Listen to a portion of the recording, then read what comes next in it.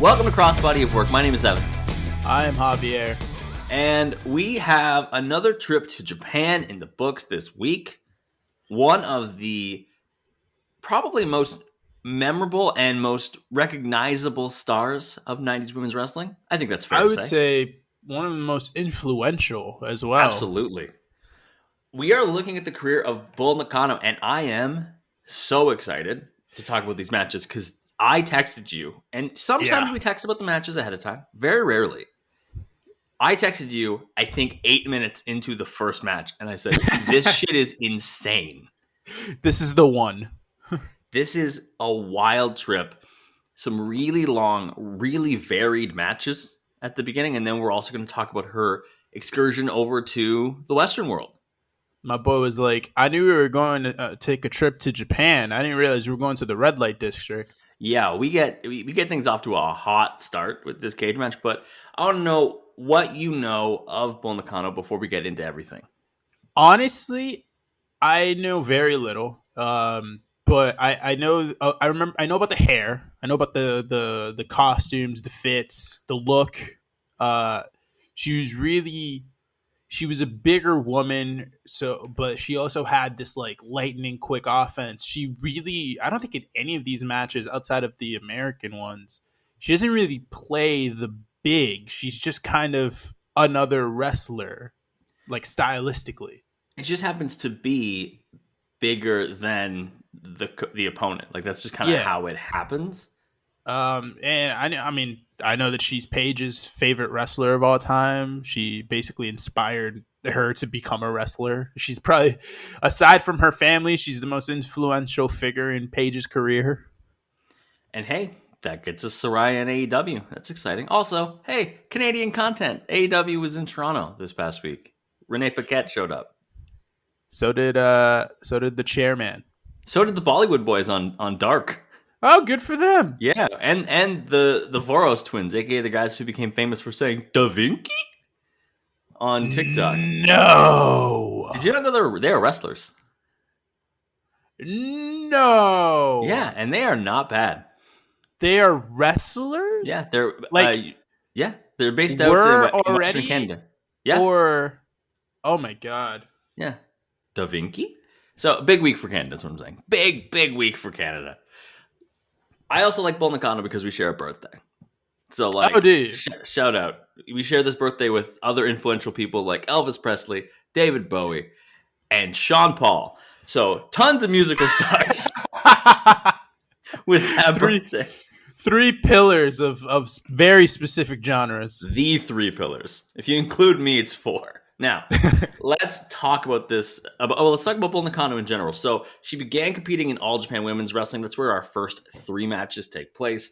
She started as a teenager under the ring name of Bull Nakano, of course, real name Kieko Aoki. She was a villain pretty much her whole career. That was what she was good at. And so, Mama says, do what you're good at. Be a bad guy. It works. She did not come off to me as a bad guy. No, but she's definitely she is the heel, I think, in the first two, and then she's the babyface in the third match. She's the heel in the first one.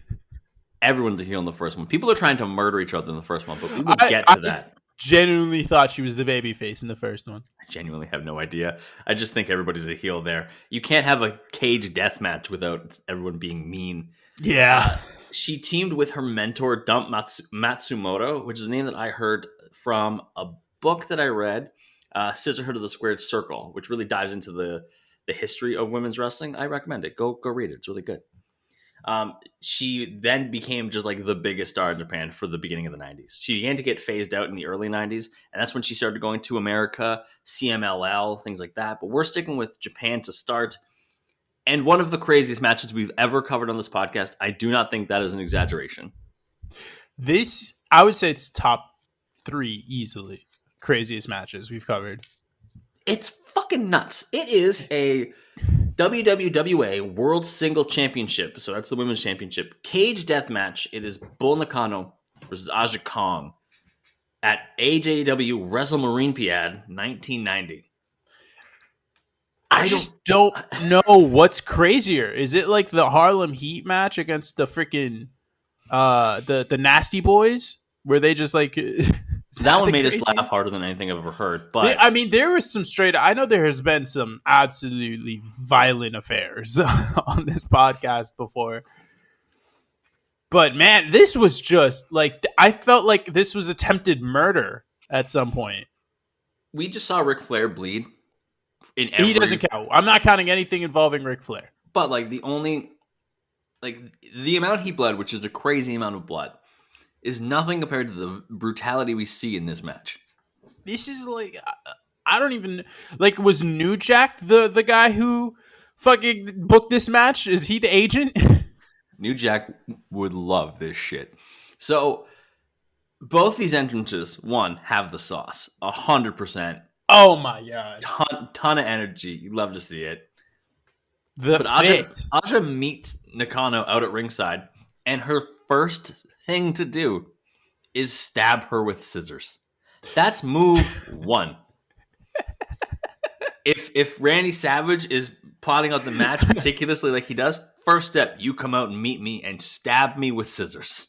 That is, who was it? Was it Sid who stabbed? Who was it? Was it Sid and Arn? It was Sid and Arn. Sid's just taking notes. It's some good shit. I like this. Stabbed his brother. Yeah. Nakano gets a chair, brings Aja out into the stands. Like, they run to the ring. Also, I love it because they finally get in the ring, and one fan is like, "Now is the perfect time to throw my streamer." I know, and it's just, and it is. They just decided, I'm gonna go to the store and I'm going to buy the single longest streamer in the world. This is the streamer that they hold up during the Macy's Thanksgiving parade in New York City. Like, this is the longest thing in the universe. It covers the entire arena. Basically, that's what it is. Because it literally goes from one corner of the cage to the other, and just like it's still sticking out, and it's still like hanging over. Oh, it's ridiculous. Aja runs Nakano into the cage repeatedly, bites her forehead. Classic offense. Yeah. Then Nakano hits a clothesline, and the lights go out, and I was like, "Oh, that's not planned." Yeah, we broke that. Yeah. By the way, like almost immediately in the cage, they're Kong is smashing Nakano like right into it. It's like, sir, we are not even 30 seconds into this match. Yeah. Nakano hits a vertical suplex under a spotlight because he still had one light. Yeah. Which is like wild, and also like I kind of like it. It was the Bobby Roode entrance of death matches. I'm slightly a fan of this. I don't mind it. Then it's just back fist and spinning back elbow galore by Aja Kong. Aja Kong hits about 9 of them in a row. She is a Beyblade of destruction. 9? No, it was like my unofficial count was 17. No, she hits 9. Nakano finally learns to duck, which is huge, and then gets rocked by a spinning back fist instead of a spinning back elbow. And then there's just a bunch of spinning back elbows. Like I said, right after that. Blade of destruction. Anyways, Nakano grabs some fucking nunchucks. Nakano gets tossed this like bar thing that has it's not a nunchuck because it's too long. Yeah, but it's two pieces. It is 2 pieces still. And so she gets that and she just smokes Kong with it. She's smoking this woman. And then fucking Nakano hits a backhand at one point here, which is the best way I can describe it. It's the pimp slap backhand with no baby powder, so it doesn't get the added effect. But it rocks the shit out of Aja. And then she connects with a brogue kick. Yeah, that's like, this is awesome. And again, dear listeners, we're like 4.5 minutes in. Yeah, I haven't even texted Javier at this point, so I'm like, I need to make sure that this match is real. All right? At most, we're 5 minutes in. Yeah. This is like a half-hour match. Or not even. This is like 20 minutes. Somebody tosses a metal tin into the ring. And Nakano hits Aja with it 8 times before she falls down. 8 headshots. To describe the metal tin, it's like the little ice bucket that you find in your hotel room. Yes, that's exactly essentially what it is. It is insane. And if it couldn't get weirder, it does. What comes in next are actual nunchucks. Nakano has Actual nunchucks. Which, oddly enough, is kind of a trend on this episode. Yeah, It's nunchucks not becomes the first a thing. time we'll see nunchucks. I had no idea Bull Or Nakano it's was not the so last time, closely associated with nunchucks. I had no clue, but here we are. Hey, man, if it's going to be anything, it's nunchucks. By the way, I fucked with nunchucks one time in my life. Oh, yeah? One time. Never again. I didn't even do the whole thing, like the thing you do with the twirling of the nunchucks. Yeah. I literally grabbed them, like tapped it a little bit, realized how hard these things were, and then just put them down. That is a smart man. I don't know Smart how man. people do it. I don't want to know how people do it. I've had too many concussions already. I don't need to go down that road. Kong is getting hit by the nunchucks and responds by just screaming. Also, both women are busted open at this point. They have been busted open for 5 minutes. Who are we joking? Nakano is bleeding from her arms. I don't know what did it, but something did it. Well, probably because Aja tried to stab her with scissors earlier. Yeah, well, also, no, sorry, Aja's bleeding from her arm. Oh. So she's the one that's bleeding. Don't run with scissors. No, Nakano's bleeding from her fucking forehead. Then there's just this random white person. The one white person in this arena is helping out Aja Khan and tries to get into the cage and just keeps getting rocked by Bull Nakano whenever she climbs up. Yes. Which is great. Nakano goes up top. There's like the brawl at ringside. And then she gets the diving double knee. Goes back up a second time, and Kong just dumps her off the rope for the second time. Also, before that, Nakano hit a disaster kick from the bottom rope. Yeah, that is the coolest shit. It's really cool. She hits it a couple times in some other matches too, and it's a really cool move. Yeah, it's very impressive because you don't get the same kind of like lift. I feel off. You don't have as much hang time because they don't. I feel like they don't make the bottom rope as tight. Yeah, I think you're right. To be. Unless Hasbulla is running the ropes. And then at one point, the white person just throws an actual rope into like a long ass rope into the ring. Yeah, because why wouldn't there be rope? Then Aja Kong just uses it to hang Bull Nakano because why? What else are you going to do with the rope? Yeah. I don't know, man. Yeah, she tries to big boss man her. Also, I said that white person looked like Kurt Cobain because he does. Or she does. I'm not gonna lie. I think it might be Alundra Burley's. That wouldn't surprise me. We've skipped completely over the fact that Scissors returned. Like Anthony Bowens is somewhere screaming. He fucking loves this.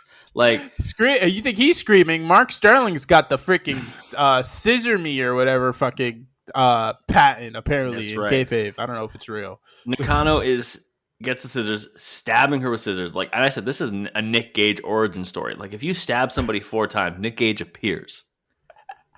And he gives you a rating out of 10. Hey, that's new GCW World Champion Nick Gage. Thank you. How do you book getting the title off of Nick Gage? How do you approach the idea of, like, you have to take a fall? I like to think that it's just him and Moxley trading the belt. Just, hey, a year's gone by since we've wrestled. Let's do it again. It's your turn to win. This is your responsibility now. Until a new champion who's like worthy of it, you know? A guy who's just like, oh, so these 2 guys are fucking crazy. Oh, look, a third one. So people are trying to save Nakano while she's being strangled. Kong tossed off while trying to escape. Nakano has the same thing happen to her. We get a second of those hotel ice buckets. Kong uses it on Nakano this time. This one feels like it's more hollow, though, I will say. It's like a very... You could just kind of hear it in the material. It has some give. Someone climbs the cage this time with a chain, because a rope didn't work. A long chain at that. Nakano wraps it around Kong's throat, and people at ringside hold it. They're like, we're part of the action. Then it gets funnier because she wraps it around her throat. She wraps it around one of her arms. I think it's the one that was bleeding. And then she wraps it around 2 different sides of the ring ropes. Yeah. And I don't know. I feel like at that point, you could just climb the cage and get out. Like, you're good. Yeah, but she doesn't do it. You've captured Aja Kong like she's King Kong.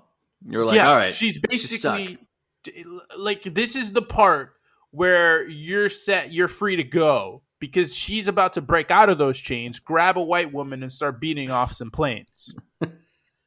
Nakano wants to escape. She does eventually be like, all right, I'll try to get out of here. But Kong frees herself, hits her repeatedly with that extendo pole that we saw earlier. And then Nakano does the exact same to Kong. She uses the pole. Kong hits some wicked German suplexes and then somehow has a 2x4. Jim Duggan's nearby somewhere. Oh! Nakano hits a powerbomb, which is definitely a trend of her offense. Yep. It's a nice little really, like, she's a really good powerbomb. Yeah, it's like a stack powerbomb. Yeah. She drops her, and like on the way down, it looked like she was gonna sandbag this woman, and she was gonna end up like fucking Hardcore Holly against Brock Lesnar. But she gets the rotation off at literally the last possible second, and I was able to breathe a sigh of relief. And then she hits. She goes after the stick is used. Nakano hits a second one, and this is the one I was worried about because she sandbags the ever loving shit out of Ashika. It's not great. Nakano can win. Decides to do a fucking leg drop off the top of the cage. I popped so hard. Matt Hardy broke it. Like, Matt Hardy doesn't walk normally anymore because of that same spot that he did on Edge back in 2005. Because Nakano had hit the pile driver, and I'm like, okay, that's a pile driver. It's 1990. Pile drivers end people. She's going to walk right out of the cage. It's over. It gets to the top, and she does this little, like, hezzy. And I was like, she's not going to do the thing. And then she hits the top of the cage leg drop. And then she just pops back up, climbs out again, and leaves. And I was like, this is insanity. Takes her sweet ass time climbing out, by the way. Yeah, so she retains the WWA World Single Championship. I just looked it up to see how long she actually holds it. She won it at a live event January 4th, 1990. Would hold it until November 92. 1,057 days with the title. Her only run with the title. She had it once and has the third most combined days. So almost 3 years, essentially. Yeah. Like closing in on 3 years. So you can technically say that Roman Reigns is in his Bull Nakano era. And honestly, I feel like he'd be flattered by that. The person who does take it off of him, or take it off of her, is Aja Kong. And then Aja Kong then trades it with Manami Toyota, who we have covered before. We've covered at least one of those matches, probably. We absolutely have. What did you think of this match? I feel like we need to focus in on the absolute insanity of this. Yeah, we need a quick little debrief to process our feelings. This was fucking crazy. And I feel like at some points it got a little excessive. Like the scissors in the first 30 seconds of the match were a little bit, a little much. Yeah, a little much. My problem I feel with this match is that we don't have the context. Like, who the fuck are those people? Yeah. Like, helping them out and shit like that. I feel like if we knew that, it'd be a lot better. But I fucking love this, man. This was fun. This is like, look, I'm not a big like death match and doing all this crazy shit and bleeding like a motherfucker in wrestling. Like, I don't get me wrong. I can only tolerate so much GCW. We talk about Nick Cage. I can watch like 2 Nick Cage matches a year or Nick Gage matches a year before I'm like, all right, maybe let's pump the brakes a little bit on this. But this was just fucking fun. I don't know. I think it's because it's a cage match maybe, and they didn't use glass. I think what it is for me is you look it up online. You're like, what are Bull Nakano's like most iconic matches? This one comes up all the time. It has no Wikipedia entry. Like Wrestle Marine Piat has no Wikipedia page. So I was like, I don't know. Because normally I'll go in like, there's a little bit of context, storyline, or at least names of people who are also at ringside, shit like that. And I have nothing. I have no context about what's going to be. And it starts at a 10 and gets higher. Yeah. And honestly, then it becomes like a pretty regular match at points. Like actual moves and things like that. Yeah. And then Nakano does the leg drop off the top, which I just wasn't. It's 1990. How long? Like, This is the Hogan's scene. still the top of wrestling in I know, 1990. which makes no sense. Like Hogan was doing that, and this existed. It just was in Yeah. Japan, and we couldn't see it here in And West they're like in their anymore. early 20s. Yeah, it's crazy. Anyways, Both of we're gonna them. take we're gonna take our first break. When we get back, we have a lot more of a classic style matchup with Bull Nakano. Back from the break, it is Bull Nakano versus Akira Hokuto at the January 4th, 1991 All Japan Women's Tokyo show, again for the WWWA World title. A lot more of a classic style underdog, tiny baby face versus Yeah. monster heel match. This is my favorite match of the week. Mine as well. Yeah. No, I can't agree. Is it the next one? It's the next one. Okay, I'll give you that. That's fair. We actually saw Hokuto in the last match at the end when everything, like after the match ends, when everyone gets in the cage for whatever reason. Hokuto hops on the mic, and I guess she gives respect to Nakano because they Interesting. like shake hands or some shit Yeah. like that.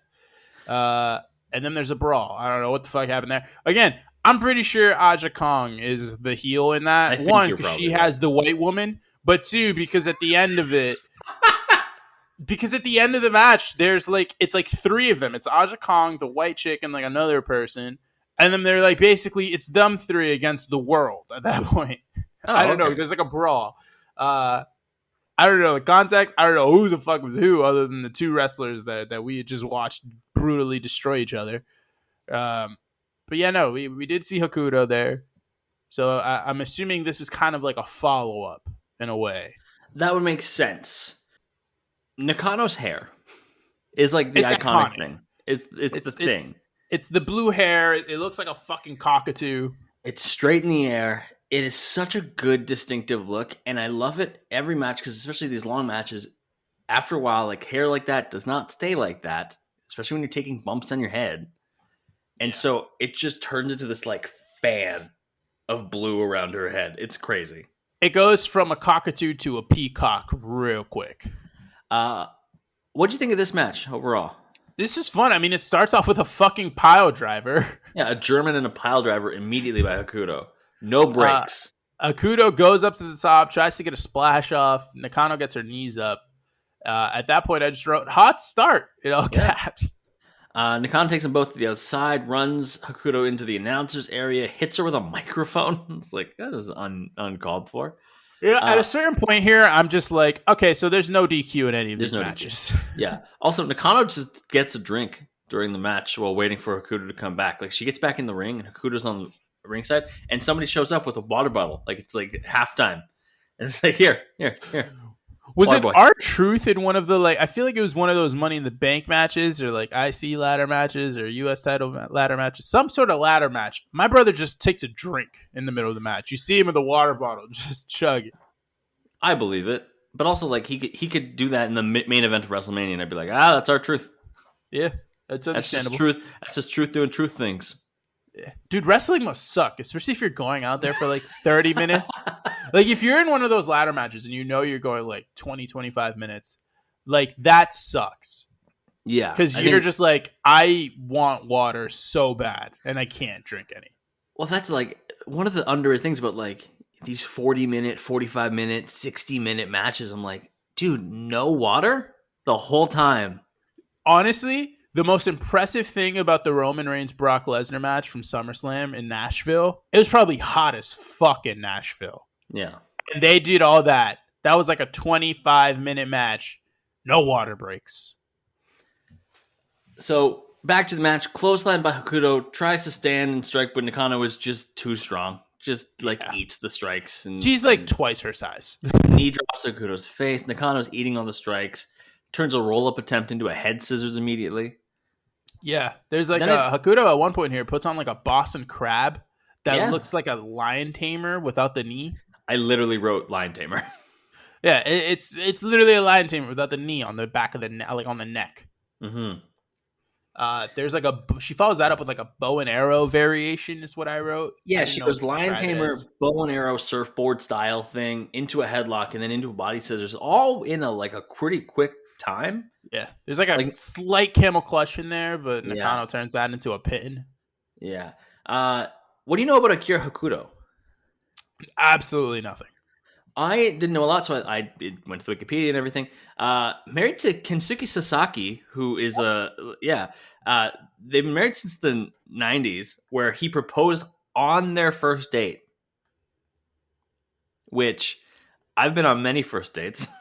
Couldn't imagine proposing at any of them. I'm sorry, what?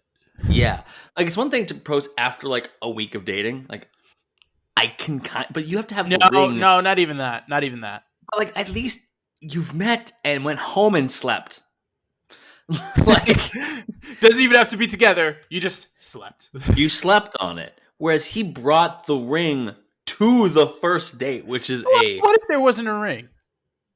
What if he was just like, let's get married? You know? I don't know. he had like a little napkin. He's like, What if they'd already known each other, though, but just hadn't officially gone on a date yet? I don't know, just what little napkins. Check yes or no. Will you marry me? No. So they've been married since the 90s, and they got engaged on their first date. Yes. I mean, if they're still together. Like, who the fuck am I to say anything? So Look, like, congrats to them, you know? Jesus, that's insane. Hakuto grabs Nakano's arm during a clothesline, locks in an armbar, and I was like, okay, so Hakuto's got a lot of good submissions going on here. Like, that seems to be a good part of her game. And then we get absolute violence. Nakano hits a bridging back suplex for a near fall. Then another one. And these are not just like normal back suplex. These are fucking spiking. They are. I feel bad for her neck and shoulder region. And also, then she just shove kicks Hakuto out of the ring. Just clean out of the ring. So you go over here now. Hakuto comes back, hits a bridging back suplex of her own for a near fall, goes up to the top, hits a missile drop kick, which looked clean. Very clean. Hits another one that was the cleanest one of the bunch. It was incredible. It fucking caught the shit out of Nakano. Hits a third, and then a fourth one, and finally goes for the cover, and it's a near fall. That's right. Which is kind of nuts. 4 amazing missile dropkicks, and Nakano's like, no. It's beautiful. Honestly, I feel like that might be the like a move that inspired like Io Shirai, because Io Shirai does like a missile drop kick that's similar to that one. And with the flat back bump. Yeah. Right? Yeah. Then Nakano catches Hakuto off the ropes for a DDT, and then that middle rope, bottom rope disaster kick. Goes for it again, but Hakuto drop kicks her over the ropes and then hits a top rope front flip senton onto the outside. Really nice. Not the first time we'll see that, or not the last time we'll see that move. No, it shows up a couple times. Which is weird. Also, then a person arrives. No idea who this person is. None. Zero. And helps Bull Nakano set up Hakuto for a top rope tombstone. Yeah, just out of nowhere, a person shows up and this is assisting. And then the ref doesn't count the pin afterwards because she hits it. But the ref doesn't count the pin probably because of the interference. Like, I saw that person. Like, there's like, another person in the ring. Yeah. So right after that, she hits that sandbag power bomb with the stack pin for a near fall. Hakuto could be fit in a glove compartment after that. Hobie. She could be fit in one of those little containers from the fucking first match after that. Those are the ice buckets. Hakuto meets Nakano on the top turnbuckle, superplex for a 2 count. We get a driver by Hakuto, Nakano kicks out again, and then we get the finale, the finish. What do we get? What's the finish? It's just a bridging back suplex. Just a bridging back suplex. Hell of a match. Hakuto as a scrappy underdog was awesome. Yeah. I really liked it. And Nakano was just so strong, and everything she does looks so impressive. The other part of it, though, Nakano bumps her ass off. In this match and the next match specifically, she bumps like hell. Yeah, it's incredible. I will say it's fun to watch Joshi wrestling because you realize kind of quickly that you could kind of decide who plays what role based on what they're wearing. Like if they're kind of small and wearing a skirt, you know they're most likely going to just be a babyface for the rest of their career. And they're probably going to fly around and yeah. If they're wearing like a tighter like singlet or something like that, you know they're probably a heel or just big. If they have dark makeup, heel. Yeah. Oh, for sure. Yeah. which was for a while like the NXT model of like if you turned heel, you just wore black and had a darker version of your theme, and you're like, okay, you're going through Io it. Shirai. Yeah, you are having your angsty phase. Let's move to our third match and our last match over in Japan. It is Bull Nakano versus Devil Masami, April 18th, 1993 for Japanese Women's Promotion. This is your favorite. Yeah, and like I described to you earlier when I was watching the match, it really just feels like a Tokyo Dome main event. That's basically what this match is. It's a slow build up to the top because the whole clip is like 40 minutes long, and it's our longest match. It's like I think it clocks in at 35 of actual bell to bell. Yeah, it goes the distance, and it's a slow build to the top. But once it's like I always say with those damn New Japan main matches, once it gets there, it fucking gets there, and it makes it worth the entirety of the match. We've talked a little bit about how people probably stole some things from these Bull Nakano matches. Zack Ryder stealing some outfit inspiration because Masami's got the one leg tights. Zack Ryder's like, woo, woo, woo. I'll wear that. I'm Matt Cardona, baby. Do you? There's a rumor Matt Cardona and Chelsea Green might go back to WWE. What do you think? I saw the Chelsea Green one. I don't think Matt Cardona goes back. I don't think he should. I think he's doing. I think he should. He's definitely going to get lost in the shuffle, but I think that for both sides that he should not go back. Wait, more than anything. We haven't talked about Bray Wyatt yet. Oh shit! Yeah, tiny break in the action. We will get to this Devil Masami match, but Bray Wyatt's back in WWE and had one of the most elaborate reintroductions I've ever seen. Brother, that pop.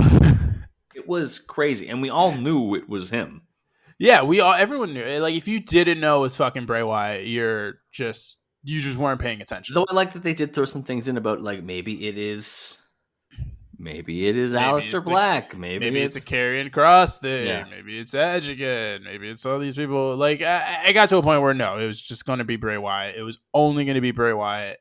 And I'm really curious to see where they go with this because it seems like it might be a stable type deal. That's what I keep hearing.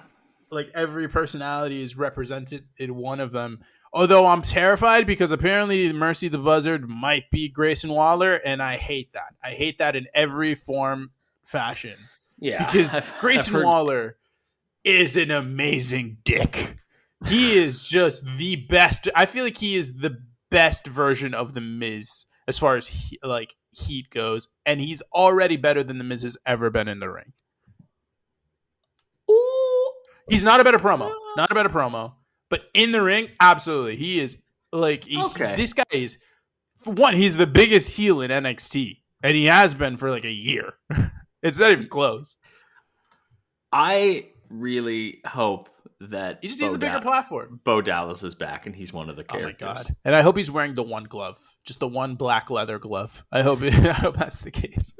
I'm really curious to see who the Fiend is. I don't think they're going to wrestle in these outfits. I think that it's just like kind of like a caricature of what they are pretty much. Like every character is like what this person embodies, not what they are. Like I don't expect the person who's Huskus the Pig to wrestle as with the fucking pig mask and the little pig belly. What if it's Otis? Ducky! All right, we should talk about Devil Masami. Oh, Ducky! Give me chocolate, baby! Oh, Bray, I want some chocolate! I genuinely think if it was like you, like, hey, you get the opportunity to like hang out with a wrestler for like a couple days, I'd pick Otis. I want the Alpha Academy. I want both of them. I want to be a part of that. Have you ever seen the Sheamus fucking the Workout Warriors that has the fucking the one that's in the garage with Tucker or with the Tucker and Otis and then also Chad Gable? I knew exactly the one you were talking about the second you said. It's really good. It's really good. All right. So this match, another hot start, both women down early. Lots of kicks by Nakano. We get a snapmare by Masami, armbar on Nakano. We get like trading armbars, and then a Boston Crab gets locked in. I was like, okay, this is a deep single leg crab. It is. Oh my god, that is as deep a single leg crab as I've seen. Because she like stands her up, and it's like Yeah. just wrenching. Then she does this like swinging hold, like a surfboard, but I do stand. I not just know what called to it a call it. sea. I called it a fucking seesaw. Honestly, Then I don't know. I have one of my favorite little things I've seen in a match in a long time, which is leg drop to the back of the neck. Nakano gets her foot on the ropes. Instead of just lamenting that Nakano got her foot on the ropes, Masami immediately just grabs that leg and it's like, no, I'm going to make you kick out. Yeah, Like, I'm going to make you bitch. expend your energy to kick out. And I'm like, that's such a stupid little detail, but This is one sided like a mother for the but first it's like 15 really, minutes. really good. Like, Yeah, it's just, it's it's a great. really neat thing to see.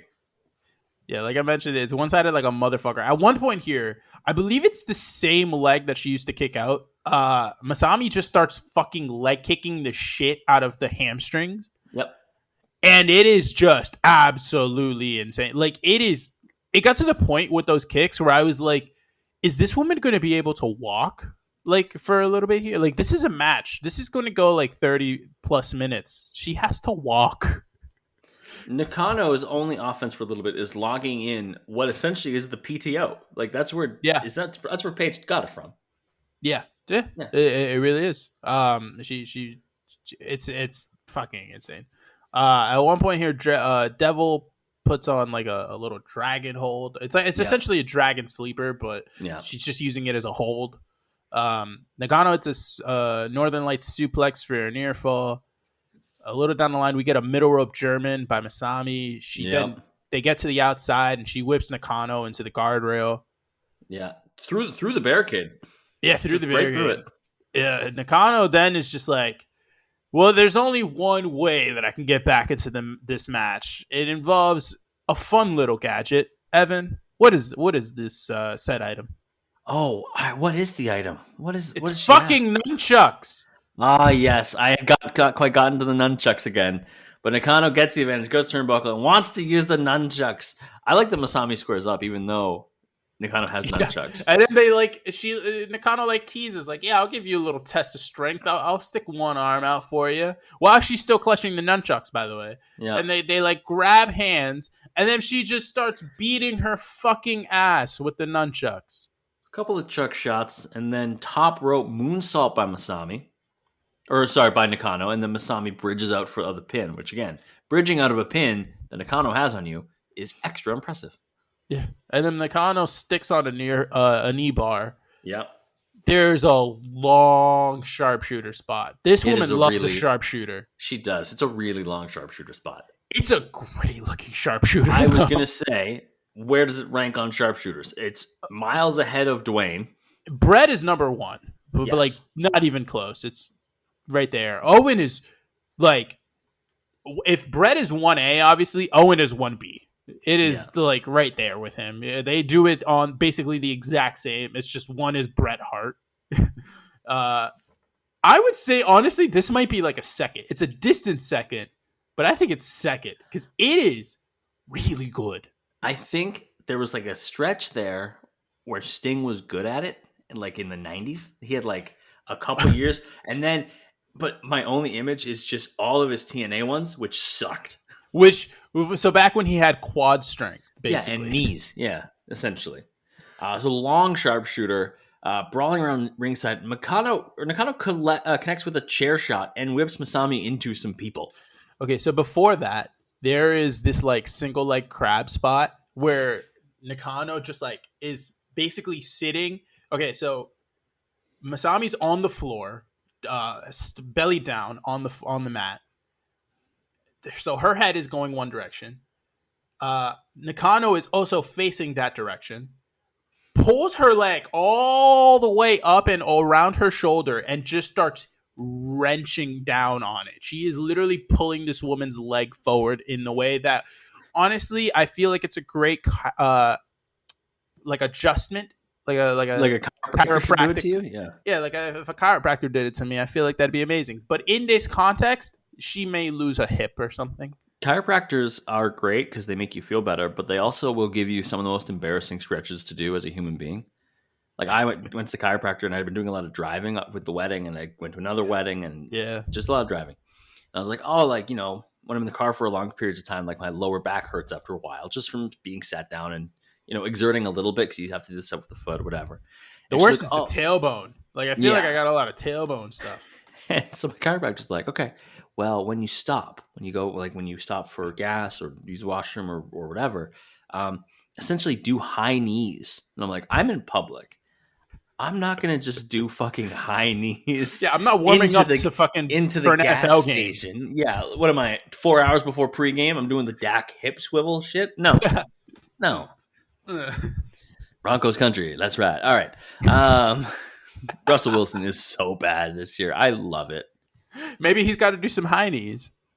He needs to do some high knees. He needs to do some high knees, or else he's gonna lose Ciara. All right, like she gonna walk, she gonna 1-2 step out the door. All right. Jesus, this went in a way that I was not expecting. Back into the ring once more. Arm drag takeover by Masami, then a pile driver for a 2 count. This is when we start getting the really like the New Japan-esque near falls. Yeah, Really spamming. Masami starts hits a crazy lariat on a Nakano rebound. She hits another one. Nakano hits an enziguri, a power bomb, and a flying leg drop for a near 2 fall. count. Yeah. Nakano hits a suicide dive, which at that point I was like, "Holy shit!" It's a suicide dive with a ton of force. Yeah, this woman put her whole weight behind that. Yeah. And then does the top rope leg drop in the ring. Masami moves, hits a bridging German, and Nakano manages to kick out.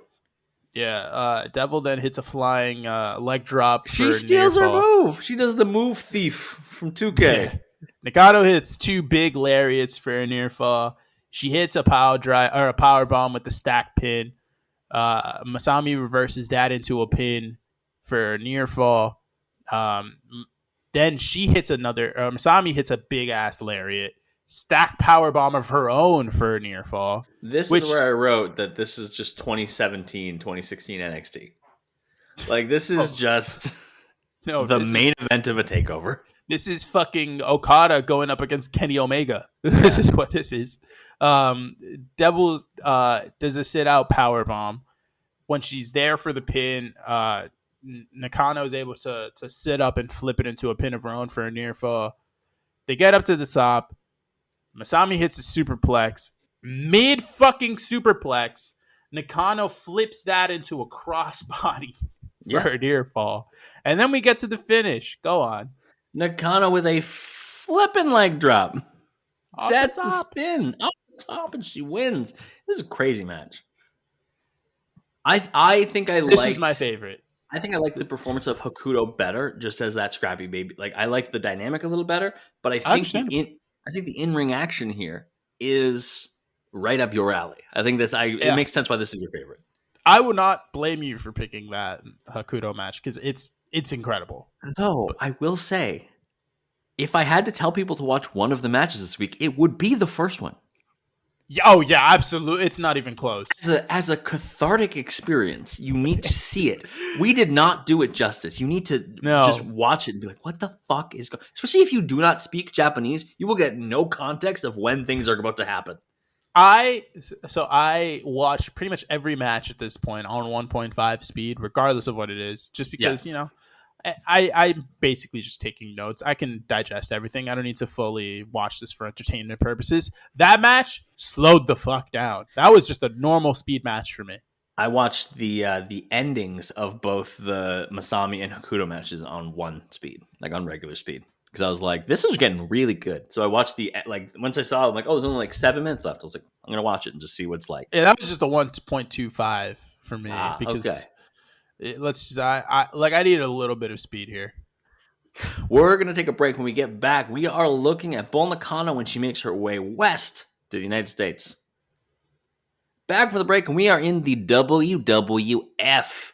It is SummerSlam 1994, and it is Bull Nakano challenging Alundra Blaze for the Women's Championship. Bull Nakano is an associate of Luna Vachon. That's how she debuted. And I believe this is only her second match in WWF is for the title at SummerSlam. She doesn't last very long in WWF, right? It's only it's less than a year, probably. She doesn't, but do you know why she doesn't? Because they dismantled the women's division? I don't know. Well, I mean, they did that, but they planned on bringing Bertha Faye to feud with Nakano while Blaze got plastic surgery, but Nakano had cocaine, and they quickly fired her from the company because she was found in possession of cocaine. Well then, okay. How did you think the hair stood up? Okay then, Nakano's hair is wild in this one. This is the wild. I feel like this is the wildest look for her. Also, we've talked about it before. Like, it's the 90s, for one. Two, it's Vince McMahon running a company. But the fact that no Japanese wrestler can come to WWE/F and be anything other than they're Japanese. Like, that's the whole bit. Is just, they're like, Japan. And even people who are from Japan. Yokozuna, they're like, look, Japan. And they're like, no, not Japan, Samoan. They're like, nope, That Japan. brother's Samoan and from like New Jersey or some shit. Or no, it's California. Yeah, it's from California. And they're like, nope, Japan. Japan. It's crazy. It's like, now there's so much more depth that we know watching Bull Nakano, and then you see it's like everybody in America's just like, wow, Japan. Versus, because of course there's USA chants all the fucking time in this match. Nakano's gear, you talked about it, is incredible. She's got like the pink mask. Is that this one? She got the pink mask. It's no, it's the next one. No, she's got the pink mask in the next one, but I feel like her outfit was like purple. Yeah, it's great. I also like that they do the presentation of flowers before the match. I thought that was actually a nice touch. Yeah, that was dope. This thing with this one though is Nakano like usually when she does the big thing, it's more like a bump, like just a regular bump, but it's like higher. It's like a foot high. Yeah. This one, it literally just feels like she took her hair, stuck it straight up, and decided to use like 15 cans of hairspray. She went full Johnny Bravo on this. She went like, that's exactly what it is. It's Johnny Bravo. Hey, pretty mama. She like leaned back and just had all her hair go down, and then she just sprayed it and came back up. She had to meet a height requirement to get on a ride. She like the fucking Slim Jim, man. Which, by the way, Slim Jim, we're still waiting. We haven't talked about Slim Jim sponsoring us in like a year, and I just want it so bad. Every week when I listen to the episode, I listen to see what ads are in it, and also thank you, listeners, for being so patient with ads. You know, respect to the boys, got to get the bag, okay? Yeah, but I just want Slim Jim to give us a fucking ad that we can read, so we eat Slim Jims and do Randy Savage impressions. That's all I want. Yeah, I want a Slim Jim ad, and I want fucking Athletic Greens. I know you're on the wrong podcast. You're on the other one. Give me AG1. I want AG1. I want my discount code. Nakano with the handshake fake out, which I thought was disrespectful. Yeah, you don't do that. Code of honor. That's right. Blaze with a drop kick. Nakano dodges the second one and then just whips Blaze by the hair. I'm like, I hope this isn't the extent of her offense. It's not, but it was not a hot start. This is there's a couple of hair pull throws. Nakano hits a leg drop for a near fall. Blaze hits a Frankensteiner, which is really good looking. Yeah. It's weird. Alundra Blaze does not look small ever. No. Like anytime we've ever seen her, she does not look small. She's not a small woman. She's pretty tall. Honestly, she might be like Charlotte Flair height. Yeah, but I think that's probably shoot correct. I'm gonna look that up. She's pretty tall. She's probably like all of 5'9", 5'10", 5'11", maybe even 6 feet. But like next to fucking Bull Nakano, she looks tiny. Which is crazy. It's just crazy. Like you see her against like we did the Manami Toyota episode, and Aja Khan looked like the biggest woman in the universe. But like Aja Khan looked fucking short and small a little bit compared to Bull Nakano. Good call. Alundra Blaze and Charlotte are the exact same height. Oh my god. 5'10". Well done. Look at Jerry King Lawler is on commentary, and he compares Bull's hair to Don King, so I just hate existence and I miss the Japanese commentary. I do. I miss it when I couldn't understand it, you know? But he's not wrong. Chinlock Blaze gets her foot on the ropes. This is when the USA chants start because duh. Americans. Nakano with the 1 foot pin. Love that. Love the 1 foot pin. Yeah, just step on the chest. Yeah. At one point she does the chokehold slam, which is the Great Khali chokehold slam. Yes, which I love. Or the Omas. Yeah, and then Nakano gets the Boston Crab one-handed, locks in the PTO again. which is, I'm sure there's a name for it that's not the PTO because Nakano came first, but Yeah. also it's what we all know it as. So Unfortunately, yeah. Blaze goes for a roll up. Nakano just says nope and snatches her arm and puts her in a fucking armbar. it was dope. It was It was so great. smooth. I had no idea what had happened. I had to reverse it. I had to rewind. I was like, what? What did I miss? Blaze does like a couple of running hair slams that look like clotheslines, but she's really just pulling her hair down. Yeah, and then wants a pile driver, but Bull backdrops her to reverse it. Scoop slam, Blaze bridges out. Thought that was good. Backslide out of the corner for a 2, and then maybe the best power bomb I've seen in a while. Yeah, By it Nakano. was clean to say the least. It's a catch Clean. power bomb, and she fucking just folds Alundra Blaze over For a near fall. It's For a a damn shame that did not end this match. because now she wants to go up for the leg drop. What happens? This gets to the finish. Go ahead. Yeah, so she misses the leg drop because Alundra moves out of the way. Alundra then gets behind her, wraps her up, hits a bridging German. 1, 2, 3. Alundra Blaze retains. And we mentioned that, the plan for WWF was to keep Bull Nakano around. Unfortunately, found in possession of cocaine, quickly fired, but that doesn't stop a little company to the south known as World Championship Wrestling. Nakano was part of the Collision in Korea event that WCW put on in North Korea in 1995.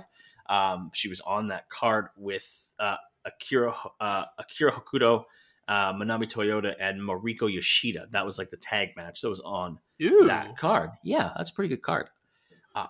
Is there footage of that event? I don't think there is. I have no idea, but if there is, I gotta watch that. And then she shows up at WCW's World War III 1995. It is a tag match with Nakano teaming with someone we saw her fight earlier, Akira Hokuto, against Mayumi Ozaki and Cutie Suzuki, which, if you wonder who the babyface is, it's the one who has cutie in her name. Yeah, it is definitely not Nakano and Hokuto. I could tell you that. Also because of the Sonny Ono, because they have Sonny Ono with them. So Sonny Ono is not going to be the manager for babyfaces, at least not now. Oh my god! What do you think of the World War III concept? You know what it is, right? Yeah, it's the 3 rings, no? Yeah, 3 rings. Ring Battle Royal? 3 rings, 3 battle royals at once, 20 guys in each, and then it condenses down into a final 3, I think. Something like that. Big Show won the first one, no? This is the Giant, first. This is the first one, so I'm going to double check that. Listen, it's either Hogan or the Giant. It's one or the other. That's true. Would you want to see something like that nowadays? Yes. No, but like, I think a 2-ring battle royal would be pretty cool. I will say, I think there's a lot, like, especially like I feel like WWE could pull off a 2-ring battle royal pretty cool, pretty nice. I would like to see it'd be like a cool attraction for a night that they're going to do like a War Games match, like whether it's WWE doing War Games or AEW doing a Blood and Guts match, like on like a special Dynamite or something. I feel like a 2-ring battle royal, because like 2 rings are there anyways. Yeah, so you may as well just like use it. Imagine doing simultaneous rumbles. You have 2 rings and you do a 30 and a 30 at the same time. I don't think you have the facilities for that, big man. I don't think you have the necessary equipment. Also, Randy Savage won the first one. It was for the WCW Championship. And he last eliminated One Man Gang. Yeah, we're not watching that. Hogan was third last. Like, he was the third man left. And he was eliminated by the Giant, who pulled him from the outside. Hey, he's the third man. Hogan's always the third man, baby. Hogan's always the third man, babe. What did you think of this match? It was fun, but I have some gripes with the baby faces. There is a disparity in the in-ring quality between the heel team and the babyface team. Don't get me wrong. So Mayumi Ozaki is good. She's really good in this match. I think she sells her ass off. Her offense looks good. All this other stuff. Cutie Suzuki has to go because There was not a single move that she hit in this match that looked good aside from the top rope stomps. Yeah, it wasn't the right. It just wasn't a good look. Um, Early on, it's the heels in control a lot. Nakano tossing Ozaki by the hair. We get a tag. Hakuto comes in and she taunts the baby faces by having Ozaki and like in a abdominal stretch, and she like waves her hand close to Suzuki, like you're so By the way, close. the pink mask thing that you mentioned, that was Hakuto in this match. That She's the was one that had the Hakuto. pink Yeah, it was mask. cool as hell. And Nakano had the purple outfit with the fucking crazy hair. Typical stuff for her. Yeah. But Uh, atypical for literally everyone else. Speaking of typical Nakano shit, I'm sure she hasn't even seen this in other matches, but I'm sure she's done it. She just bites Ozaki on the hand. Delicious. Delicious. Marvelly delicious. The Mayumi gets rocked. The first few minutes of this match is literally just her getting absolutely destroyed by Nakano. Hakuto comes in for like little stretches, but Nakano is just brutalizing this woman. There's a bunch of hair throws, like I think it's like 3 or 4 of them in a row. And Hakuto comes in and just she starts fucking choking this woman. She starts working her over, a couple slams. Nakano comes in again, absolutely starts rocking her. At one point, Nakano lifts her up in that chokehold slam position, tags in Hakuto. Hakuto comes off the top rope to like help her finish off the slam. Yeah. Uh, Mayumi gets a little bit of babyface fire. She starts giving shots to Nakano, and Nakano just no sells. Just no cells entirely. Just no offense for you. Cutie does get the hot tag. At one point, she comes in. She hits a drop kick for a near fall. It was an okay drop kick. She Yeah. puts on a half crab, but I wasn't focusing on that because Mayumi on the other side had put a Boston crab on Nakano. That looks fucking great. Yeah, there were double submissions, and then Suzuki with some running kicks. Another half crab locked in Hakuto again. Nakano just yanks Cutie Suzuki off of her. Nakano is held by Ozaki. She dodges, and Suzuki hits her teammate with a drop kick. So Cutie Suzuki with a miscue. Not good.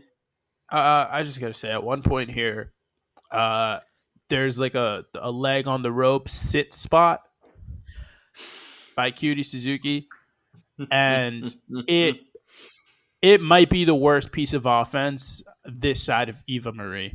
It's not good. It's so bad. And It is so bad. they are sewered by the camera angle because you can see that nothing connects so Nothing. clearly. How do you fucking not even like, dude? I weigh what, like 180 some pounds.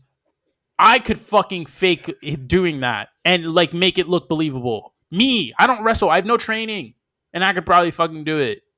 You tell me this woman who weighs nothing can't? It's not Come good. on, man. Powerbomb by Nakano. She misses the moonsault. Ozaki and Suzuki with double foot stomps off the top rope. Total of 4 stomps, but Nakano kicks out. Nakano suplexes both women, and then Hakuto misses a crossbody. Double dropkick to Nakano. Double superplex is attempted, but Nakano breaks it up by just tossing both of the baby faces. I love that so many times Nakano will just remember, like, wait, I am big and they are small. And just either like kick somebody away or just fucking toss somebody into next week. Yeah. At one point, the baby faces do get the advantage back. Mayumi hits a half and half suplex for a near fall. Nakano hits a lariat for a near fall. Hakuto gets up to the top, hits one of those beautiful missile drop kicks. She actually hits a double on both baby faces for nothing because they go to the outside after that. She gets up on the top, hits that top rope flip senton to the outside on both of them. Then we kind of start getting into the finish here. Nakano sets up Cutie for Doomsday Device, which the heels connect on. But she hits that on Mayumi. And then Cutie breaks the pin. And then we get to the finish, which, Evan, go right ahead. Nakano just goes up top, hits a classic leg drop, no front flip, no nothing. And that's going to be it. They win. The heels win again. The heels win again. Aside from the Alundra Blaze match, did Nakano lose? No, right? Yeah, No, but she she won did every match not. except for that She one. won every match except for that one. Fucking Vince. And then in WCW, Nakano would continue her feud with now Medusa, who would show up obviously after throwing the women's title in the garbage. They would compete at a couple of matches, and they have actually become really good friends. Apparently, Medusa and Nakano have become like really close friends. In '97, Bull Nakano would retire from professional wrestling. She would have her own professional wrestling event in 2012 titled Empress, which had her recreate her most famous matches with old opponents and then officially retire. But she wasn't an active wrestler as of '97. Actually, in '98, she picked up a different activity and she became a professional golfer. Oh shit! Yeah, Nakano played in the Futures Tour qualifying tournament in Florida in 2004, and out of a field of 251, she placed 250th. And then the next year, she was in the same tournament, and of a field of 271, she finished 261st. We call that growth. So she did not qualify for the LPGA. Oh, you don't fucking say. It's not like a participation trophy where everyone gets to go. No. Good Lord. I was like expecting, when you said, okay, and she's in a tournament of 251 women, I thought you were going to say she finished like 5th or some shit. No, 250th. Good Lord. I would love to be the person who Bull Nakano beat, because it's like I finished last, but like I was right there with one of the best professional wrestlers of her time. Yeah, well, she's probably like fucking 70 or some shit, man. What, Bull Nakano in '98? No. What, the other person? The person she beat. You're probably right. It's the 94-year-old retired school teacher. What did you think going back and watching all these matches for Bull Nakano? This was fun. Honestly, in ring wise, this is probably one of the most fun non 3-part episodes we've done in a while. It has, I think, one of the biggest variances too in terms of different styles of matches. Like, well, there's a fucking cage death match. Okay. Yeah, and the fact that she could very clearly adjust her style to work the Western style. Like, she was not out of place. It's the fact that she did the cage, back to back to back. She goes cage death match against Aja Kong. She does the big person, little person match against Hakuto. Yeah. And then she goes and does a fucking New Japan Tokyo Dome main event against Masami. It's like, it's just it's the variance, but it's also just a bunch of good wrestling like that. What I got from this episode is Nakano is a fucking fantastic worker because she can do it against anybody. Yeah, any style, any type of match, however long you want the match to go, she's going to be able to work it, which is incredibly telling. Like, she's just really, really talented. Yeah, and I think an underrated part from these matches that I got that we didn't really get to discuss is her character work, like the way that she's able to play to the audience and all this stuff, because she's really, like, you notice it in her facial expressions. Like in the Aja Kong match, she really seemed like this like deranged, just like psychotic, I'm going to absolutely murder this woman. Like she really brought that out of her. In the match against Hakuto, she was really just like at the points where she was not only selling her ass off, but she was selling it with her face as well. Yeah.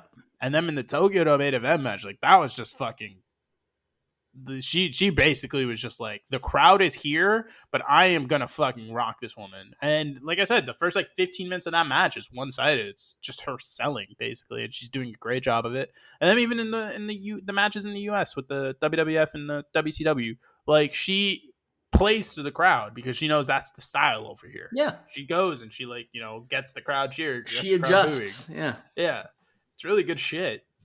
It's such good shit. And she's young. She's like, she retired probably, what was she, like 29, 30? I'm gonna look up. I think she was 29. That sounds right.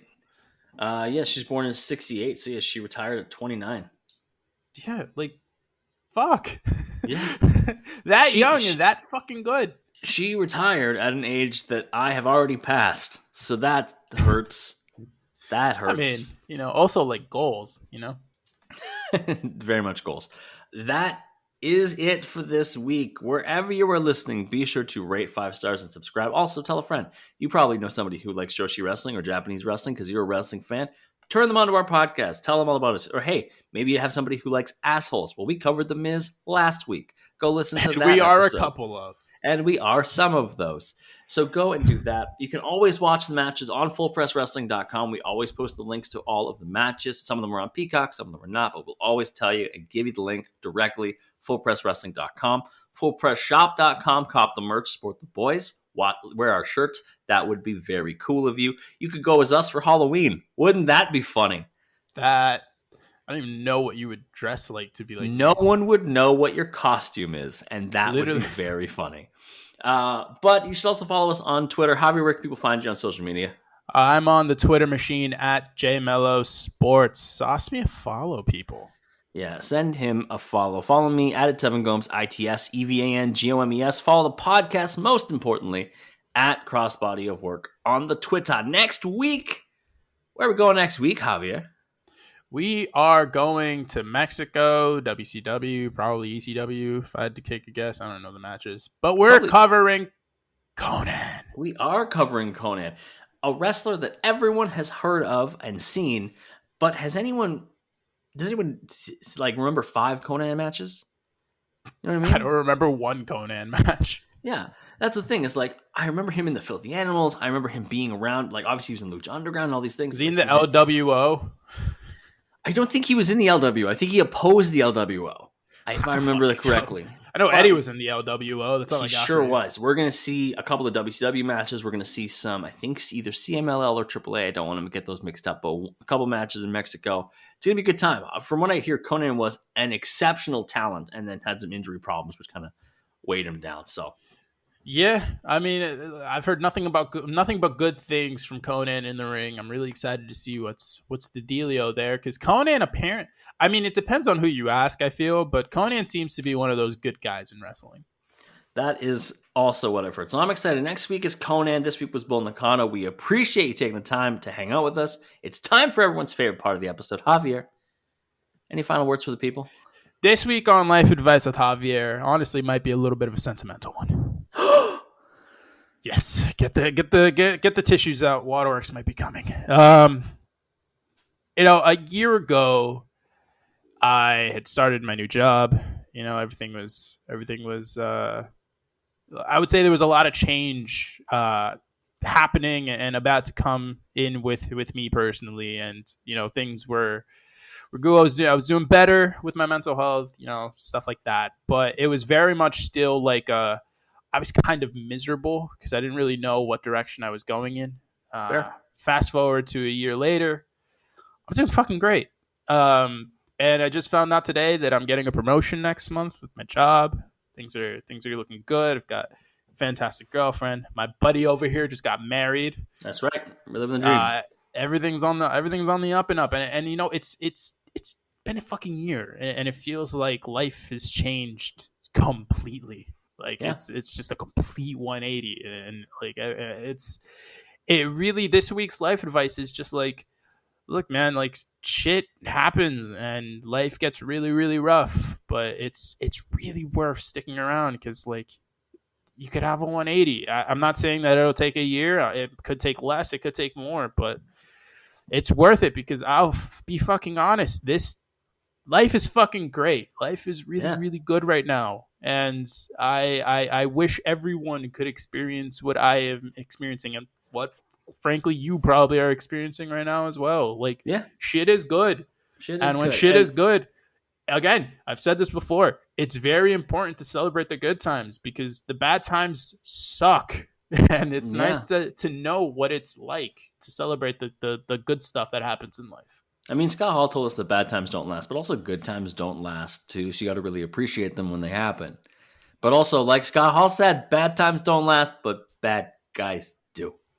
I didn't get the heel turn done at the wedding, Evan, but I'm still coming for your ass. I know. I'm really nervous next time I come to America. I'm going to get turned on in your home country, so you get the pop. I get it. I see what it's like. Oh yeah. Yeah, it's going to be, the USA chants are going to be nuts. All right, next week, going to Mexico after we were in Japan this week. We're going to cover Conan. Thanks for joining us this week. We'll catch you then. Bye.